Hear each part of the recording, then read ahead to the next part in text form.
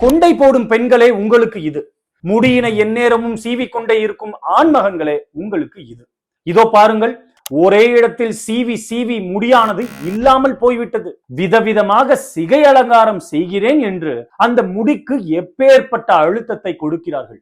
இந்த அழுத்தத்தினால் முடியின் வேர்கள் பலவீனமாகி டிராக்ஷனல் அலோபேஷியா நிலை ஏற்பட்டு முடி கொட்டிவிடும். அதுவும் குளித்து முடித்த பின் ஈரத்தலையினில் துண்டினை கட்டிக்கொள்வது அதிகமான அழுத்தத்தை வேர்களில் சேர்க்கும். இது பெண்களுக்கு மட்டுமல்ல, சிறுமியர்களுக்கும் தான். பள்ளி காலம் முதலே எண்ணெய் வைத்து இழுத்து போடப்படும் சடையானது முடியினை முடி வேர்களில் இருந்து நிரந்தரமாய் பிடுங்கி விடலாம். ஹேர் எக்ஸ்டென்ஷன் என்ற விக்கு வைக்கும் பெண்மணிகளுக்கு அந்த குறிப்பிட்ட இடத்தில் அதிக அழுத்தம் ஏற்பட்டு இந்த நிலை உருவாகலாம்.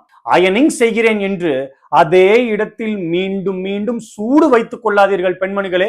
ஆக இனி தலையினில் அழுத்தம் கொடுக்கும் சிகை அலங்காரம் வேண்டாம். நல்ல போஷாக்குகள் நிறைந்த ஹேர் சீரத்தினை தினமும் பயன்படுத்தி வேர்களுக்கு பலத்தினை சேர்த்திடுங்கள். ஒரே வாக்கில் கோடை எடுத்து சீவாமல் மற்ற வாக்கிற்கு மாற்றிக் கொள்ளுங்கள். ஃப்ரிஞ்ச் சைன், அதாவது இது போல பூனை முடி உங்களுக்கு இருக்கும் தருவாயில் அங்கு உள்ள முடியின் வேர்கள் உயிருடன் இருக்கிறது. மீண்டும் முடி அங்கு வளர வாய்ப்புகள் அதிகம். இவை யாவற்றையும் நீங்கள் நிச்சயம் கடைபிடித்தாக வேண்டும். நன்றி.